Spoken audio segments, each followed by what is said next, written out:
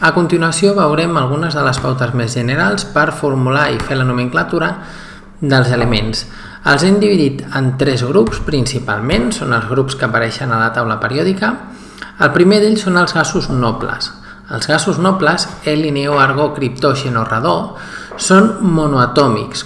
Com són elements que ja tenen o ja compleixen la regla de l'octet, ja tenen 8 electrons a l'últim nivell, menys l'heli, que és una excepció, ja ha sortit en altres vídeos. Són estables, per tant no es combinen ni reaccionen amb els altres elements químics, per això són monoatòmics, estan formats únicament per un àtom, i per això, al fer la nomenclatura, al anomenar-los, s'utilitza el nom tal qual. De l'heli He, sempre se li diu heli, ni monoheli, ni diheli, ni res, heli. El nom tal qual als gasos nobles. El segon cas que tenim són els no metalls. Els no metalls, com per exemple l'oxigen, com per exemple el clor, el iode, principalment es troben en fórmules o en molècules diatòmiques. Per exemple, quan nosaltres parlem d'oxigen, normalment fem referència a l'oxigen gas, però també ens passaria amb el nitrogen gas o amb el clor.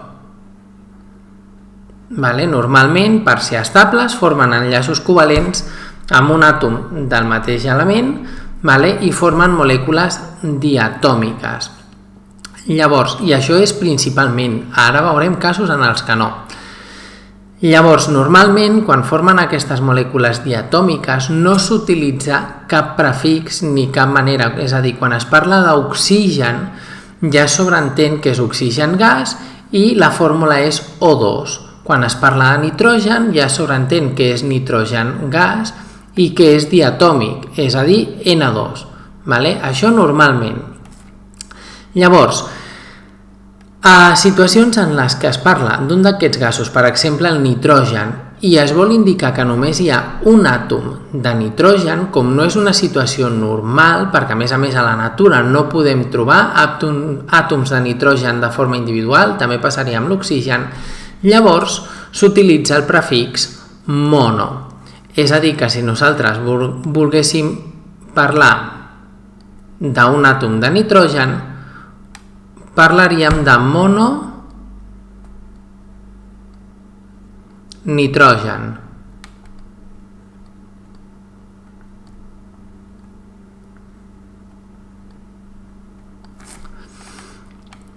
I després, si hi ha altres molècules que tenen diferent número d'àtoms que intervenen, per exemple N3 o per exemple ara està totalment inventat O3, que aquest sí que existeix però té un nom concret, normalment s'utilitzen els prefixos de sempre, s'utilitza el prefix mono, tri, tetra, penta, hexa, hepta, octo. Per exemple, tenim el tetrafòsfor, que estaria format tetra per 4 àtoms de fòsfor. Tetra, fòsfor. No ho escric sencer. Aquest prefix, tetra, ens indica que hi ha 4 àtoms de fòsfor. O, per exemple, tenim l'octasofre. Octa són 8. Per tant, vol dir que hi ha 8 àtoms de sofre, S8. Però sempre s'utilitzen aquests prefixos quan no hi ha dos, perquè com normalment són molècules diatòmiques per 2 àtoms, com les que tenim aquí, s'utilitza tal qual el nom de l'element. I després també tenim els metalls i altres elements de la taula periòdica, però són metalls, que normalment formen xarxes cristal·lines o reticles cristal·lins i que directament s'utilitza el nom de l'element perquè és impossible especificar el número d'àtoms que formen aquest cristall. Per exemple, quan parlem de ferro, estem parlant de l'element del ferro, però això ja fa referència a una quantitat d'àtoms de ferro indeterminada.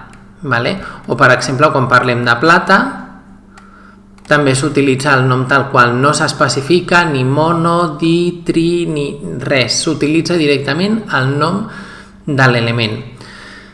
Després, relacionat amb això de la nomenclatura i la formulació dels elements, hi ha les formes al·lotròpiques, que aquestes formes al·lotròpiques són substàncies que estan formades per al mateix element químic, però que tenen diferents formes estructurals. Per exemple, tindríem un cas que ja ha sortit abans, l'oxigen, O2,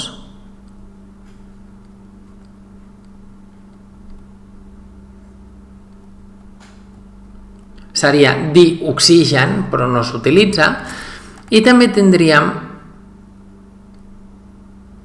l'O3, que és l'ozó